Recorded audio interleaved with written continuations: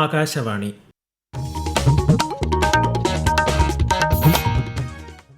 നമസ്കാരം. പ്രത്യേക വാർത്താ ബുള്ളറ്റിൻ വായിക്കുന്നത് ഹരിഷ്ണ.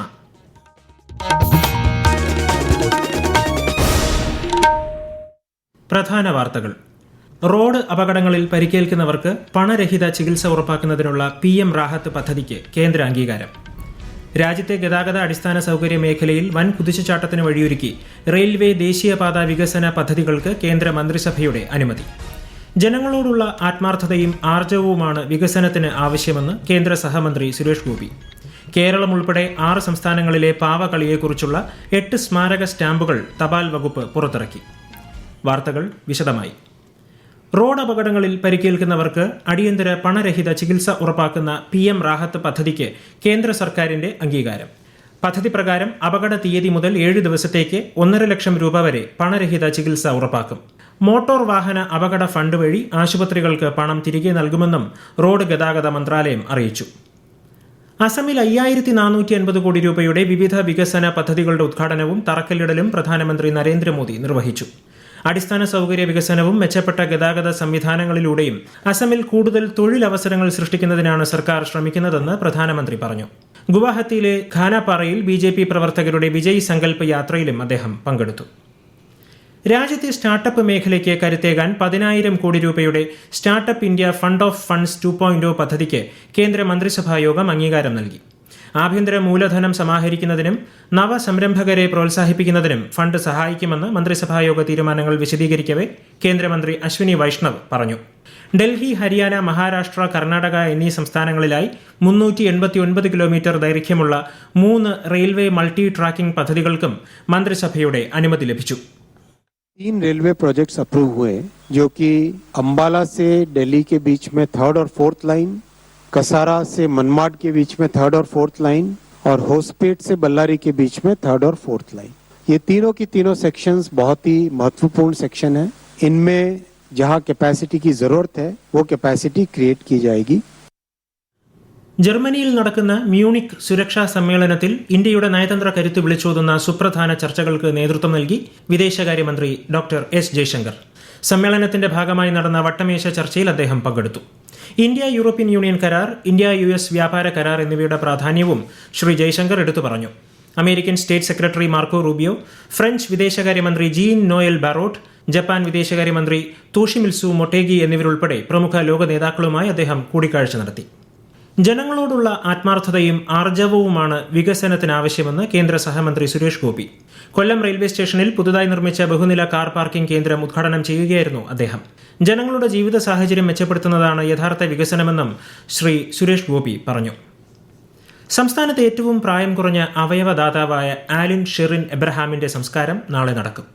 പത്തനംതിട്ടയിലെ മല്ലപ്പള്ളിയിൽ വൈകുന്നേരം 3:30 ഔദ്യോഗിക ബഹുമതികളോടെയായിരിക്കും സംസ്കാരം. ആലിന്റെ അവയവങ്ങൾ 5 പേർക്കാണ് ദാനം ചെയ്തത്. മത്സ്യത്തൊഴിലാളി ക്ഷേമത്തിന് സംസ്ഥാന സർക്കാർ പ്രതിജ്ഞാബദ്ധമാണെന്ന് മന്ത്രി R. ബിന്ദു. കേരള മത്സ്യത്തൊഴിലാളി ക്ഷേമനിധി ബോർഡിന്റെ വിരമിക്കൽ ആനുകൂല്യ വിതരണം ഉദ്ഘാടനം ചെയ്യുകയായിരുന്നു മന്ത്രി. സംസ്ഥാന കാർഷിക വികസന വകുപ്പിന്റെ നേതൃത്വത്തിൽ വൈഗ കാർഷിക പ്രദർശന വിപണന മേള തിരുവനന്തപുരത്ത് പുരോഗമിക്കുന്നു. കാർഷിക മേഖലയുമായി ബന്ധപ്പെട്ട വിവിധ വിഷയങ്ങളിൽ ഇന്ന് സെമിനാറുകൾ നടന്നു. മേള തിങ്കളാഴ്ച സമാപിക്കും.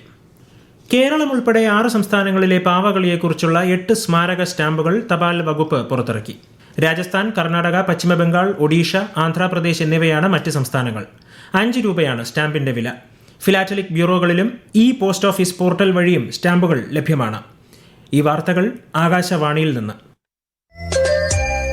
ആകാശവാണി വാർത്തകളും വാർത്താ അധിഷ്ഠിത പരിപാടികളും All India Radio news Thiruvananthapuram YouTube ചാനലിലും @All India Radio news Thiruvananthapuram Facebook പേജിലും AIR ന്യൂസ് _തിരുവനന്തപുരം ഇൻസ്റ്റഗ്രാം അക്കൌണ്ടിലും @AIR ന്യൂസ് _TVM X ഹാൻഡിലും ലഭ്യമാണ്.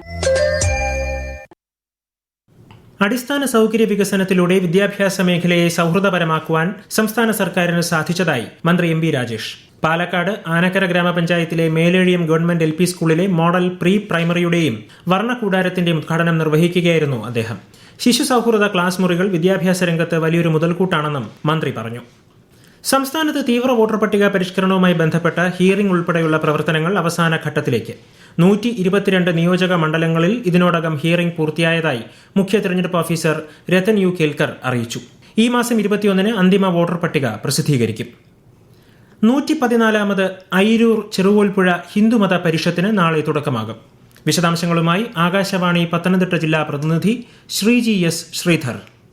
ഹിന്ദുമത മഹാമണ്ഡലത്തിന്റെ ആഭിമുഖ്യത്തിൽ ഒരാഴ്ചക്കാലം നടക്കുന്ന പ്രസിദ്ധമായ അയ്യൂർ ചെറുകോൽപ്പുഴ ഹിന്ദുമത പരിഷത്തിന് വിദ്യാധ്യാജ നഗറിൽ നാളെ തുടക്കമാകും. ഉച്ചകഴിഞ്ഞ് 3:45 തിരുനാവായ മഹാമാഘ മഹോത്സവ പരമാചാര്യൻ മഹാമണ്ഡലേശ്വർ സ്വാമി ആനന്ദവനം ഭാരതി മഹാരാജ് ഹിന്ദുമത പരിഷത്ത് ഉദ്ഘാടനം ചെയ്യും. 22 വൈകിട്ട് 4 നടക്കുന്ന സമാപന സഭയുടെ ഉദ്ഘാടനം കേന്ദ്ര പാർലമെന്ററി നിയമകാര്യമന്ത്രി അർജുൻ റാം മേഘ്വാൾ നിർവഹിക്കും. ശിവരാത്രിയോടനുബന്ധിച്ച് ഭക്തർ നടത്തുന്ന പ്രശസ്ത ചടങ്ങായ ശിവാലയ ഓട്ടത്തിന് തുടക്കമായി. മാർത്താണ്ഡത്തിന് സമീപം മുഞ്ചിറ തിരുമല ശിവക്ഷേത്രത്തിൽ നിന്ന് ശിവാലയ ഓട്ടം ആരംഭിച്ചു. ആലുവ മഹാദേവ ക്ഷേത്രത്തിലെ ശിവരാത്രി മഹോത്സവത്തോടനുബന്ധിച്ച് കൊച്ചി മെട്രോ നാളെയും മറ്റന്നാളും പ്രത്യേക സർവീസ് നടത്തും. ശിവരാത്രി ദിനമായ നാളെ തൃപ്പൂണിത്തുറ ടെർമിനലിൽ നിന്ന് രാത്രി 11:30 വരെ സർവീസ് ഉണ്ടാകും. തിങ്കളാഴ്ച ആലുവ മെട്രോ സ്റ്റേഷനിൽ നിന്ന് പുലർച്ചെ 4 മണിക്ക് സർവീസ് ആരംഭിക്കും. പുതിയ പോലീസ് വാഹനങ്ങളുടെ ഫ്ളാഗ് ഓഫ് മുഖ്യമന്ത്രി പിണറായി വിജയൻ തിങ്കളാഴ്ച തിരുവനന്തപുരം SAP പരേഡ് ഗ്രൌണ്ടിൽ നടക്കുന്ന ചടങ്ങിൽ നിർവഹിക്കും. സംസ്ഥാന പോലീസ് മേധാവി റവാഡ ചന്ദ്രശേഖർ, ഉന്നത പോലീസ് ഉദ്യോഗസ്ഥർ എന്നിവർ സംബന്ധിക്കും. ഹജ്ജ് തീർത്ഥാടനവുമായി ബന്ധപ്പെട്ട് എറണാകുളം ജില്ലയിലെ സർക്കാർ ക്വാട്ടയിൽ പോകുന്ന തീർത്ഥാടകർക്ക് ഈ മാസം 16, 17 തീയതികളിൽ വാക്സിനേഷൻ ക്യാമ്പ് സംഘടിപ്പിക്കും.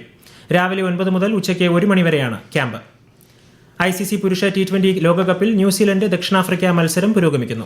നേരത്തെ കൊൽക്കത്തയിൽ നടന്ന മത്സരത്തിൽ ഇംഗ്ലണ്ട് 5 വിക്കറ്റിന് സ്കോട്ട്ലൻഡിനെ പരാജയപ്പെടുത്തി. കൊളംബോയിൽ നടന്ന മറ്റൊരു മത്സരത്തിൽ അയർലൻഡ് 96 റൺസിന് ഒമാനെ പരാജയപ്പെടുത്തി. ഇന്ത്യ പാകിസ്ഥാൻ പോരാട്ടം നാളെ രാത്രി 7-ന് കൊളംബോയിലെ പ്രേമദാസ സ്റ്റേഡിയത്തിൽ നടക്കും. ഇന്ത്യൻ സൂപ്പർ ലീഗ് 12ാം സീസണ് കൊൽക്കത്തയിൽ തുടക്കമായി. ഉദ്ഘാടന മത്സരത്തിൽ കേരള ബ്ലാസ്റ്റേഴ്സിനെതിരെ മോഹൻ ബഗാന് 2 ഗോൾ വിജയം. രണ്ടാം മത്സരത്തിൽ FC ഗോവ ഇന്റർ കാശി FCയെ നേരിടുന്നു. ഗോവയിലാണ് മത്സരം. കേരളത്തിന് വികസന സാധ്യതകളുള്ള നിരവധി പദ്ധതികൾ കേന്ദ്ര ബജറ്റിലുണ്ടെന്ന് BJP നേതാവും ലോക്സഭാ MPയുമായ D. പുരന്തേശ്വരി. കേരളത്തിലെ റെയിൽവേ വികസനത്തിനായി 3795 കോടി രൂപയാണ് ഇത്തവണത്തെ കേന്ദ്ര ബജറ്റിൽ വകയിരുത്തിയിട്ടുള്ളതെന്നും കോഴിക്കോട് നടന്ന വാർത്താ സമ്മേളനത്തിൽ ശ്രീമതി പുരന്തേശ്വരി വ്യക്തമാക്കി. നാളികേര ഉൽപാദനവും ഉൽപാദനക്ഷമതയും വർദ്ധിപ്പിക്കുന്നതിനായി കേന്ദ്ര സർക്കാർ പ്രത്യേക നാളികേര പ്രോത്സാഹന പദ്ധതി പ്രഖ്യാപിച്ചു. BJP സർക്കാരിന് കേരളത്തോട് വിവേചനമില്ലെന്നും ദേശീയപാത വികസനം നടപ്പാക്കിയത് അതിന്റെ ഉദാഹരണമാണെന്നും MP പറഞ്ഞു. ശബരിമല സ്വർണ്ണ അപഹരണ കേസുമായി ബന്ധപ്പെട്ട് സന്നിധാനത്തെ സ്വർണ്ണ പാളികളിൽ നിന്ന് അന്വേഷണ സംഘം ശേഖരിച്ച സാമ്പിളുകൾ ഫോറൻസിക് പരിശോധനയ്ക്ക് അയക്കാൻ തിങ്കളാഴ്ച കൊല്ലം കോടതിയിൽ ഹാജരാക്കും. ദ്വാരപാലക ശില്പത്തിൽ മുറിച്ചുമാറ്റിയ ഭാഗങ്ങളിലെ വിടവ് എന്തു ചെയ്യണമെന്ന് ദേവസ്വം ബോർഡ് തീരുമാനിക്കുമെന്ന് തന്ത്രി അറിയിച്ചു. സംസ്ഥാന സർക്കാർ പ്രഖ്യാപിച്ച 4 സയൻസ് പാർക്കുകളിൽ കണ്ണൂരിൽ ആരംഭിക്കുന്ന പാർക്കിന്റെ ശിലാസ്ഥാപനം ചൊവ്വാഴ്ച വൈകിട്ട് മുഖ്യമന്ത്രി പിണറായി വിജയൻ നിർവഹിക്കും. അഞ്ചരക്കണ്ടി ചെറിയവളപ്പിൽ 25 ഏക്കറിൽ 275 കോടിയോളം രൂപ ചെലവിലാണ് സയൻസ് പാർക്ക് സ്ഥാപിക്കുന്നത്.